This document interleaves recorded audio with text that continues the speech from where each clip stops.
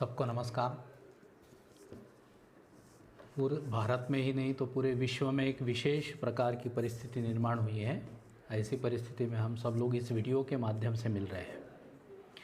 हम सब लोग जानते हैं कि पूरा विश्व एक महामारी कोविड-19 या जिसको हम कोरोना वायरस के वजह से आई हुई महामारी बता रहे हैं, इससे दुनिया जूझ रही है।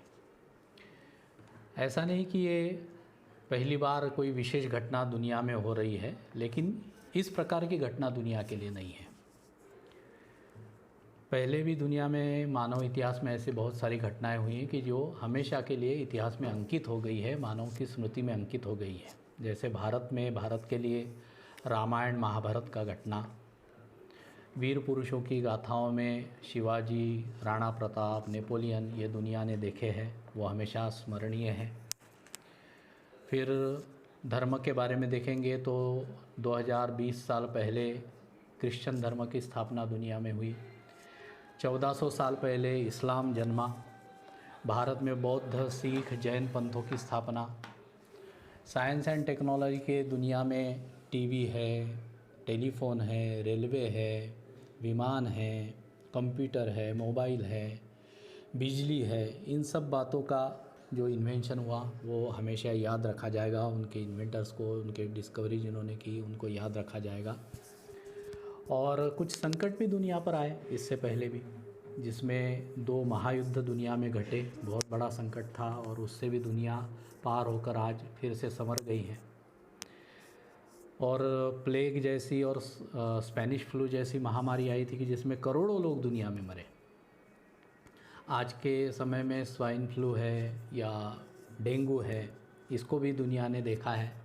और आज कोविड-19 या कोरोना का हम सभी लोग सामना कर रहे हैं और इस पर विजय भी पाएंगे निश्चित। ये कोविड-19 क्या है, कैसे फैला, ये सब लोग जानते हैं। फिर भी एक फिर से पुनर्स्मरण करें और हमको आगे बढ़ना है, इसलिए पीछे एक बार मुड़कर देखें तो हम देखते हैं कि कोविड-19 का पहला केस 17 नवंबर 2019 को अपने चाइना देश में, चीन देश में हुबई नाम का जो प्रांत है उसमें वुहान नाम के शहर से निकला। बैट से ये बीमारी निकली ऐसा एक अनुमान लगाया जा रहा है, लेकिन पहला केस वहाँ निकला। 55 साल के व्यक्ति थे।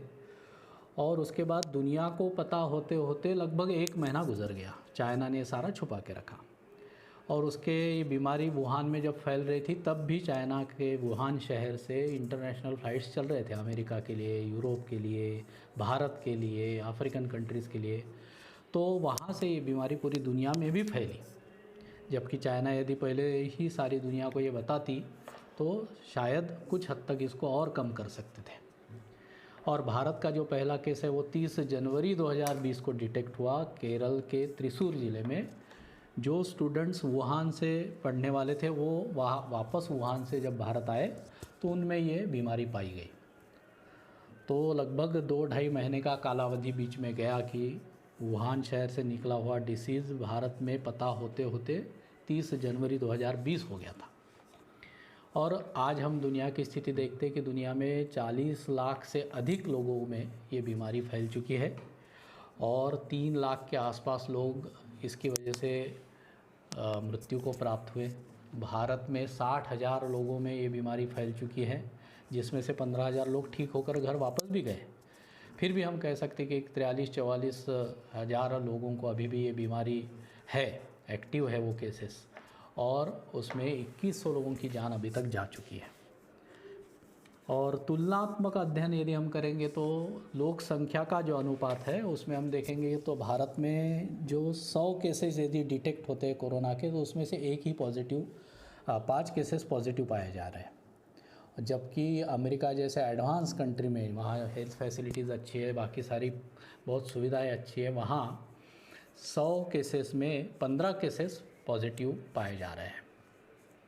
तो ये बहुत बड़ा अंतर है भारत और अमेरिका में। दूसरा, मृत्यु का दर देखेंगे, डेथ रेट हम देखेंगे तो जितनी मृत्यु भारत में है उसको यदि हम पॉपुलेशन के प्रोपोर्शन में डालते हैं तो हर 10 लाख लोगों के पीछे एक मौत है, अपने यहाँ एक मृत्यु हो रहा है। जबकि अमेरिका जैसे देश में हर 10 लाख लोगों के पीछे लगभग जो है 200 मृत्यु हो रहे हैं। तो भारत बहुत हद तक इस बीमारी को अब तक रोक के रखने में सफल है, ऐसा हम कह सकते हैं कंपैरेटिव स्टडी यदि करते हैं तो ये भारत में जब 15 लाख केसेस का स्टडी किया गया जिन पर डाउट था कोरोना का, उसमें से आज तक जो है एक 60,000 केसेस कंफर्म हुए हैं, उसमें से भी 15,000 ठीक हो गए जैसा मैंने बताया।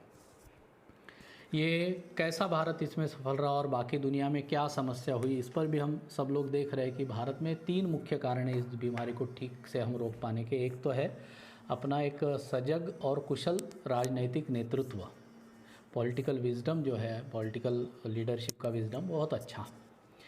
दूसरा है कि हेल्थ, पुलिस और एडमिनिस्ट्रेशन, ये तीनों डिपार्टमेंट्स का बहुत अच्छा समन्वय और सजगता के साथ, डेडिकेशन के साथ अपनी सर्विसेज को देना और त्यागपूर्वक निस्वार्थ भाव से अब इस कार्य को जो कर रहे हैं ये तीनों डिपार्टमेंट, उसकी ज़रूर सराहना की जानी चाहिए। और तीसरा कारण जनरल पब्लिक जो है, भारत की जो जनता है, उनका इस बीमारी को रिस्पॉन्स करने का या उसको रोकने के लिए जो देश में प्रिकॉशंस लेनी चाहिए, उसके लिए बहुत अच्छा रिस्पॉन्स और रिस्पॉन्सिबिलिटी दोनों अपने जनता ने दिया है। ये 3 कारणों से भारत अभी तक इस बीमारी से बहुत हद तक बचा हुआ है। लगभग कुछ प्रांत छोड़े तो भारत में बाकी प्रांतों में फैला है। दुनिया के 187 देशों में ये फैल चुका है। फिर भी भारत का प्रोपोर्शन हम देखेंगे तो हम एक ठीक स्थिति में आज है। ये इसके जैसे भारत ने पहली बार, भारत के माननीय प्रधानमंत्री जी ने 22 मार्च को जनता कर्फ्यू का आह्वान किया तो बहुत अच्छा रिस्पांस उसको मिला। और फिर 24 मार्च को प्रधानमंत्री जी फिर हमारे सामने आए और उन्होंने 21 दिन के लॉकडाउन का घोषणा हमारे सामने की। उसका भी बहुत अच्छा पालन जनता ने किया। और फिर 14 अप्रैल को फिर आए, फिर से 3 मई तक के लॉकडाउन की घोषणा हुई और बाद में अब 17 मई तक ये लॉकडाउन चलेगा ऐसी घोषणा हुई। कुछ छूट दी है उसमें, इतना ही। तो ये सारे पालन जो है, और इसमें मीडिया का भी बहुत अच्छा रोल रहा। सोशल मीडिया कहिए, इलेक्ट्रॉनिक्स मीडिया कहिए, वर्तमान पत्र कहिए और बाकी आपस में बातचीत कहिए, बहुत पॉजिटिव रही भारत में। कैसे बचना, stay safe, stay home, stay safe, sanitiser को बार बार हाथ धोइए या सैनिटाइज़र यूज़ करिए, साबुन से हाथ धोइए, लोगों में मत जाइए, फिज़िकल डिस्टेंस रखिए। ये सारी बातों का जब तक अपना लॉकडाउन चल रहा है, कुछ जगह अपवाद रहते हैं कि जहाँ तोड़े गए नियमों को, तो लेकिन एक जनरल, एक जिसको हम कह सकते कि एवरेज जो पीपल का है, वो पालन करने वालों का बहुत अच्छा है। फिर तीनों बातें जो, एक तो मोदी जी ने थैंक्स गिविंग के रूप में थाली बजाकर, और इन तीनों एडमिनिस्ट्रेशन है, हेल्थ डिपार्टमेंट है, पुलिस है, इनको थैंक्स गिविंग जो सेरेमनी हुआ वो पूरे दुनिया में देखने लायक भारत ने करके दिखाया। दूसरा, जब दीप जलाए, वो पहले तो साउंड थेरेपी थी थाली बजाना, दूसरी दीप जलाकर हीट एंड लाइट थेरेपी जो थी साइंस की दृष्टि से, और वी ऑल आर वन, हम पूरी दुनिया एक है, हम कोई भी अकेले नहीं हैं, हम सब लोग साथ हैं। ये बहुत बड़ा मैसेज भारत ने पूरी दुनिया को दिया। तो एक सराहना इन कदमों की पूरे देश में और दुनिया में की गई। लेकिन कुछ डार्क साइड भी है कोरोना के समय, जिसको हम कह सकते हैं कि कुछ ऐसे तत्व थे कि जिन्होंने इस बीमारी को फैलाने में ही हाथ बटाया, रोकने में नहीं। जैसे तबलीगी जमात का हम जानते कि दिल्ली के हेडक्वार्टर में उनका जब ट्रेनिंग हुआ, लगभग 15,000 लोग थे, उसमें से 9,000 लोग बाहर निकल चुके हैं। लेकिन जब वो निकले 18 मार्च को अपने अपने जगह पहुँचे, भारत के अन्य राज्यों में और पूरे विश्व के लगभग 40 देशों में वो गए। 960 लोग 40 देशों से आए थे, तो 960 लोग, 960 लोग 40 कंट्रीज़ में चले गए। उसके वजह से वहाँ पहले ही बीमारी उनको पकड़ चुकी थी, उनके वजह से बहुत बीमारी फैली। और बाद में भी उनका आचरण ऐसा रहा कि अपने मोहल्लों में घुसने नहीं देना, और मुसलमान एरिया में जब डॉक्टर्स या नर्स या पुलिस कोई भी गए तो उन पर पत्थर बरसाना, नर्स पर, डॉक्टर्स पर, पुलिस पर थूकना, जब हॉस्पिटल में ज़बरदस्ती एडमिट कराया तो खाने की थाली को लात मारना। उसमें कई डॉक्टर्स और नर्स को बहुत तकलीफ़ भी हुई, हम सब लोग जानते हैं। और आज तक कई डॉक्टर्स, नर्स और पुलिस वाले इनमें अपनी जान भी गंवा चुके हैं कोविड-19 से लड़ते लड़ते, बाकी लोगों की सुरक्षा करते करते। अपने आसाम में मरीगांव के एसपी और डीसी को भी पॉजिटिव पाया गया था, उनको क्वारंटाइन में रखा, वो ठीक हो गए, ये अलग बात है। लेकिन कितनी मेहनत कर रहे हैं ये सब लोग, इस पर हमारा ध्यान ज़रूर जाना चाहिए। और जो हमने इनको धन्यवाद दिया, उस धन्यवाद के वो पात्र भी है। अब एक तरफ तो डार्क साइड है, एक तरफ तो अच्छी बातें भी है इसकी। तो दुनिया में इसके परिणाम भी हम देख रहे हैं। जैसे चाइना पर का दुनिया में विश्वास कम हुआ, इकोनॉमी की दृष्टि से भी कहेंगे तो इकोनॉमी डाउन हुई, लेकिन हेल्थ सर्विसेज इम्प्रूव हुई। जैसे चाइना ने बहुत दिन तक इस बीमारी के बारे में बताया ही नहीं। दूसरा, दवाइयाँ जो दी या मास्क दिए या टेस्टिंग किट्स दिए कोविड-19 के लिए, वो एक लोअर ग्रेड के दिए, बहुत अच्छी क्वालिटी के नहीं थे, इसके लिए भी दुनिया का विश्वास उठ गया।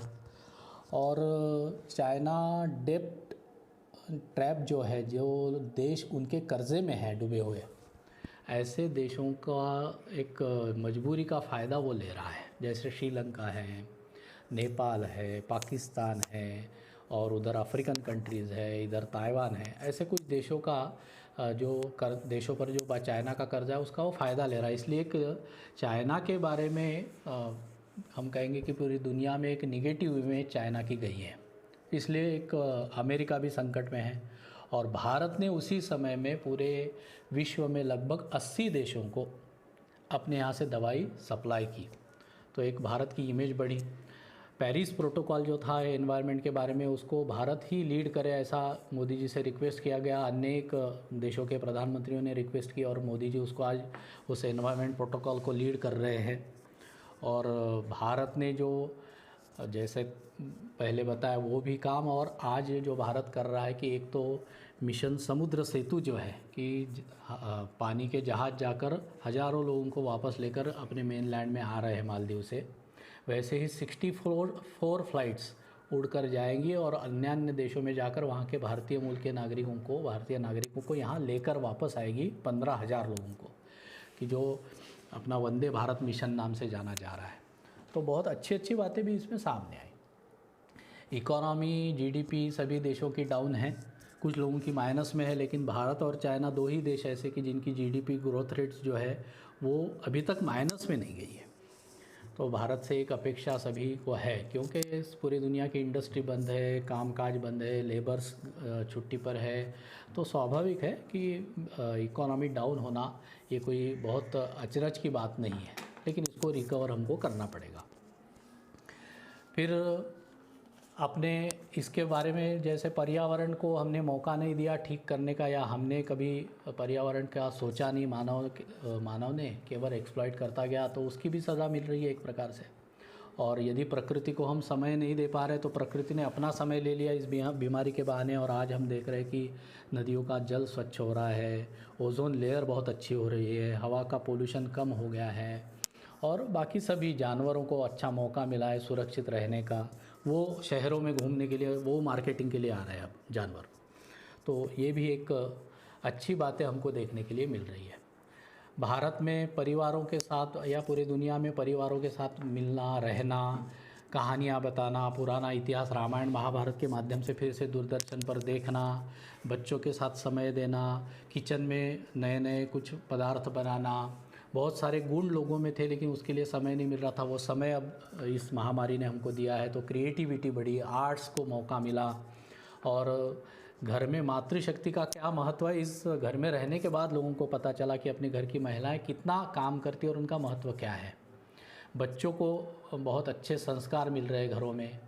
ये सारी बातें हैं। पृथ्वी के बारे में, प्रकृति के बारे में श्रद्धा भाव बढ़ा, एक दूसरे को सहायता करने का जो भाव था वो बढ़ा, स्वच्छता की ओर हम गए। पूरे भारत में हेल्थ की दृष्टि से देखेंगे तो 4 लाख कोरोना के लिए हमने एक आइसोलेशन वार्ड बेड तैयार किए हैं। रेलवे कोचेस का बहुत अच्छा उपयोग इन बंद के दिनों में अपने हेल्थ डिपार्टमेंट के द्वारा किया गया। और दवाइयों के बारे में, घरेलू उपचारों के बारे में, तो इसके हम पॉजिटिव साइड्स देखेंगे। ब्लेसिंग्स इन डिस्गाइज, ऐसा यदि देखेंगे तो ब्लेसिंग्स भी बहुत है इसमें। तो एक प्रकार से हम कह सकते हैं कि प्रकृति ने हम सबको सीखने का भी एक मौका दिया है। इसमें सेवा कार्य भी बहुत बड़े पैमाने पर अपने लोगों ने किया, अपने संगठनों ने किया। संघ और विविध संगठन जो है, इन्होंने लगभग आज का एक 4-5 दिन पहले तक 70,000 गाँवों तक अपने 4.5 लाख कार्यकर्ता काम कर रहे हैं। लगभग 55,000 मास्क हमने बांटे हैं, 50,000 सैनिटाइज़र बांटे हैं, 21 लाख काढ़े के पैकेट्स बांटे हैं, 3.5 करोड़ फूड पैकेट्स बांटे हैं, 50 लाख राशन सामग्री के पैकेट्स बांटे हैं। जो घूमंतु लोग थे, भिखारी है या बाहर रास्तों पर रहते थे, ऐसे लगभग 1.5 लाख लोगों को सहायता हमने की है। बाहर के अन्य प्रांतों के 5 लाख लोगों को अपने संगठनों ने सहारा दिया है, खाने पीने का सामान दिया है। तो इतने संकट के समय में भी अपनी जान की परवाह न करते हुए अपने सभी कार्यकर्ता घूम रहे हैं। नॉर्थ ईस्ट में भी कर रहे हैं, असम, अरुणाचल, त्रिपुरा, मणिपुर, मेघालय, सभी जगह अपने सेवा कार्य चल रहे हैं। नागालैंड में भी अपने संस्कार केंद्र की बहनों ने लॉकडाउन होते हुए भी एक गांव दूसरे गांव में जा नहीं सकते कोई भी, ऐसे स्थिति में भी अपने अपने जगह पर केवल नमक और साबुन क्यों न हो, जितना हम कर सकते उसका वितरण किया। मास्क का अपने घरों में बना रहे अपने कार्यकर्ता, उसका वितरण कर रहे हैं। असम में भी बहुत अच्छा 100 गाँवों तक लगभग अच्छा सेवा कार्य हुआ है, त्रिपुरा में हो रहा है, मणिपुर में हो रहा है। तो सभी जगह एक बीच में विषय आया था कि नॉर्थ ईस्ट के स्टूडेंट्स पर थोड़े से ताने कस रहे लोग, कोरोना उनको बोल रहे हैं, ऐसा शुरुआत में था ये जब बीमारी आई, और उनको घरों से निकाल रहे हैं। तो कुछ जगह तो एडमिनिस्ट्रेशन जाकर समझाया, उनको रखा। बाद में अपने संगठन जब इस फील्ड में सेवा कार्य में उतरे तो आज हम स्थिति देख रहे हैं कि नॉर्थ ईस्ट के लगभग 1 लाख से अधिक लोगों को आज तक हमने मदद की है। जहां वो है उनको खाने की व्यवस्था, उनको ठीक रहने की व्यवस्था, घर के मालिकों को समझाने की व्यवस्था। लेबर्स 2,500 लेबर असम के मुंबई में अटके हुए थे, तो कल्याण आश्रम और वहाँ का एक एनीवन कैन हेल्प इस नाम से जो संगठन है, उन्होंने मिलकर बहुत अच्छा काम किया और उन 2,500 लेबर्स की रहने और भोजन की व्यवस्था इन दोनों संगठनों ने, कल्याण आश्रम मुंबई और एनीवन कैन हेल्प, इन दोनों संगठनों ने मिलकर की। बहुत सारे पेशेंट्स जिनकी डेथ हो गई थी, ऐसे लोगों के डेड बॉडीज़ अपनी जगह पहुंचाना, ऐसे काम भी अपने स्वयंसेवकों ने किए। और इन सारे कामों में कहीं भी कोई अपेक्षा नहीं रही, और उल्टा समाज भी अपने साथ इसमें खड़ा रहा कि कोई बात नहीं, संघ के स्वयंसेवक या कल्याण आश्रम के कार्यकर्ता, सेवा भारती के कार्यकर्ता इतनी मदद अच्छा काम कर रहे हैं, हम भी साथ में रहेंगे।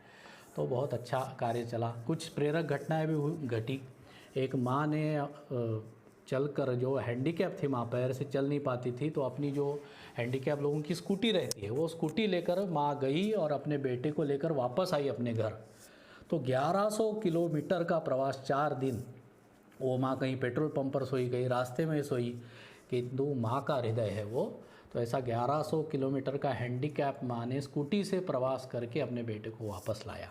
कल की घटना है, जलगांव के पास सूरत से एक मुसलमान दंपति पति पत्नी निकले थे, पत्नी गर्भवती थी, तो ट्रक में आ रहे थे, तो ट्रक वाला डर गया, उनकी तबीयत ठीक नहीं थी, सीरियस हो गई, डिलीवरी होने वाली थी। ट्रक वाले ने रास्ते पर जलगांव के पास महाराष्ट्र में उनको उतार दिया। उनकी डिलीवरी रास्ते पर ही हुई, उस मुस्लिम महिला की, बहन की। तो लोगों को चिंता हुई कि अब क्या होगा।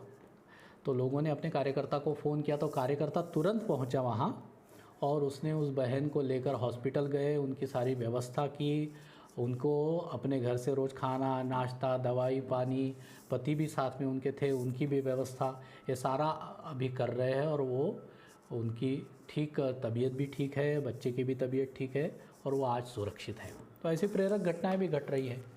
अपने सेवा कार्यों के बारे में जैसे मैंने बताया, वैसे ही अपने सरकार की ओर से भी बहुत सारे काम चल रहे हैं कि जिसको हम कह सकते हैं केवल नेशनल लेवल पर नहीं तो इंटरनेशनल लेवल पर भारत सरकार की भूमिका बहुत अच्छी रही है। और पूरे दुनिया में एक पॉजिटिव मैसेज फैलाना जिसको बोलते हैं, ये भारत का एक बहुत बड़ा रोल अपने इस कोविड-19 के संकट के समय रहा। इकोनॉमी के दृष्टि से जो बात कर रहा था मैं, उसमें कुछ अच्छी बातें भी हो रही हैं इस बहाने। जैसे सैमसंग है, फिर माइक्रोसॉफ्ट है, इन बड़ी कंपनियों ने भारत में ही इसी समय निर्णय लिया कि भारत में हम अपना सेकंड लार्जेस्ट ऑफिस खोलेंगे, मैन्युफैक्चरिंग यूनिट खोलेंगे गुड़गांव के पास। दूसरा यूनो ने, यूनाइटेड नेशंस ऑर्गेनाइजेशन जो है, उन्होंने कहा है कि हमारा जो सोलर प्लांट रहता है उसका सबसे बड़ा जो ऑफिस रहेगा दुनिया का, वो भारत में रहेगा, गुड़गांव के पास। तो एक भारत की बढ़ती शक्ति का एहसास भी पूरी दुनिया को हुआ है। तो भारत की जिसको सर्वे भवन्तु सुखिनः और वसुधैव कुटुम्बकम का जो नारा था वो भी भारत ने सार्थक करके दिखाया। अब हमारी भूमिका इसमें क्या होनी चाहिए? ये सारे बहुत अच्छी बातें तो हो रही है, संकट का समय है, तो अपने कल्याण आश्रम के कार्यकर्ता जो है इनसे कुछ बातों की अपेक्षा है। एक, जितना हो सके जैसा हो सके हम घर के बाहर निकलकर जैसे भी हो लोगों की सेवा करनी चाहिए, जहाँ जैसी सेवा हो सके, जो भी है, कोई भी प्रकार हो सकता है वो।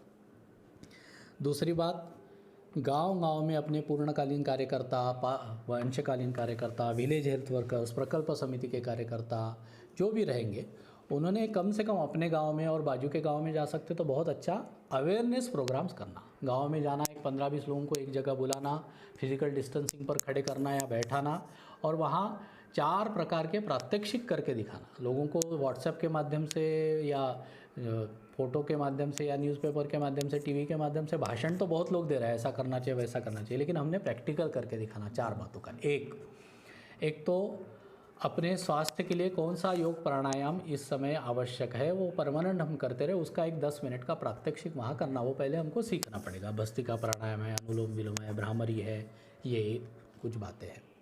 दूसरा, सोशल डिस्टेंसिंग या फिज़िकल डिस्टेंसिंग का प्रैक्टिकल तो हम वहाँ करा ही रहे हैं, लेकिन उसके अलावा सैनिटाइज़र, लोग अपने अपने घर के दरवाजे के बाहर साबुन पानी या फिर सैनिटाइज़र वहाँ रखें, और मास्क भी रखें कुछ 8-10 एक्स्ट्रा, कि जो व्यक्ति अपने घर में मास्क पहन के नहीं आता है उसको मास्क भी देना, पहले हाथ पैर धोने के लिए बोलना।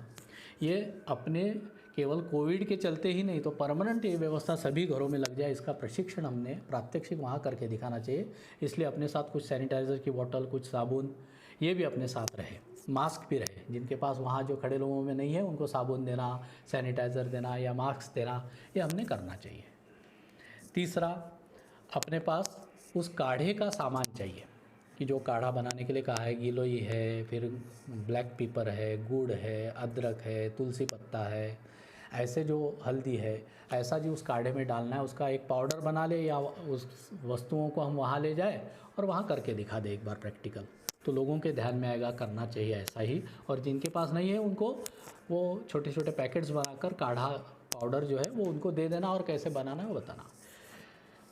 चौथी बात, एक बुकलेट हम तैयार कर रहे हैं कि जिसमें ये सारी बातें रहेगी। वो बुकलेट हर गांव में 2-2, 4-4, 5-5 लोगों को, महत्वपूर्ण लोगों को, एक लाइन में एक घर को, या सभी घरों को 2-3 पेजेस का ही रहेगा वो देना चाहिए। इसमें ये सारी बातें रहेगी। ऐसे 4 बातें लेकर हम साथ में लेकर वहाँ जाए। दूसरा, अपने सभी कार्यालयों में, सभी प्रकल्पों पर, हॉस्टल, स्कूल, जो भी प्रकल्प होगा कल्याण आश्रम का, उसके एंट्रेंस पर ये सारी चीज़ें हम रखें, मास्क, सैनिटाइज़र, साबुन, पानी, ताकि कोई भी आता है तो हाथ पैर मुंह धुला के साबुन से या सैनिटाइज़र लगा के अंदर आए, मास्क पहन के आए। ऐसे कुछ मास्क अपने को बना के रखने पड़ेंगे, हज़ारों की संख्या में मास्क बनाने पड़ेंगे अपने को, ये बनाना चाहिए अभी से, क्योंकि ये लॉन्ग टर्म अपने को चलना पड़ेगा इसके साथ। कोविड ख़त्म होने में बहुत समय लगने वाला है, ये बीमारी ख़त्म होने में, इसलिए इस बीमारी के चलते हुए भी अपने को ज़िंदगी चलाना है, तो ये सारी प्रैक्टिसेस हमको दुनिया को भी सिखानी पड़ेगी, अपने को भी सीखनी पड़ेगी। तीसरा काम, पहला तो अपने मैंने बताया कि लोगों के सेवा कार्य, दूसरा अवेयरनेस प्रोग्राम, तीसरा काम जो है जहाँ सरकारी काम चल रहे हैं वहाँ डीसी के पास जाकर अपने कार्यकर्ताओं के नाम देना कि हम वॉलंटियर करके रह सकते हैं। आप चाहे बैंक में सोशल डिस्टेंसिंग के लिए हमारी मदद ले सकते हैं, मार्केट में ले सकते हैं, अवेयरनेस प्रोग्राम सरकार के चल रहे हैं वहाँ ले सकते हैं, तो अपने नाम वहाँ रजिस्टर हो। छोटी छोटी संस्थाएं जो रहती है कुछ भी काम नहीं करती, वो भी अपना नाम रजिस्टर कराती है सरकार में। हम इतने काम कराते हुए भी, करते हुए भी नहीं कराते, ये हमने ज़रूर करना चाहिए। चौथी बात जो है वो, एक तो हमने इकोनॉमी के बारे में, लघु उद्योग के बारे में गांव में सोचना चाहिए। कुछ छोटे छोटे उद्योग खड़े करने के लिए मदद करनी चाहिए लोगों की, क्योंकि लोग अब बड़े उद्योग या दूसरी जगह नौकरी करने जाने के लिए सोचेंगे थोड़ा, तो गांव में रहकर भी इकोनॉमी को कैसे ठीक रख सकते हैं, इसके बारे में भी हमने सोचना चाहिए। और पांचवी और महत्वपूर्ण बात जो है, 3 बातें, कि एक तो अपने आप को ठीक रखना, व्यायाम है, अच्छी किताबें पढ़ना है, अच्छी कलाओं को सीखना है, तो अपना मन ठीक रहे। दूसरा, लोगों में निगेटिविटी न फैले, ये हमने देखना चाहिए, क्योंकि अब ये संभावना है। और तीसरा जो है, अपने लोगों में पॉजिटिव बातों का प्रचार हो।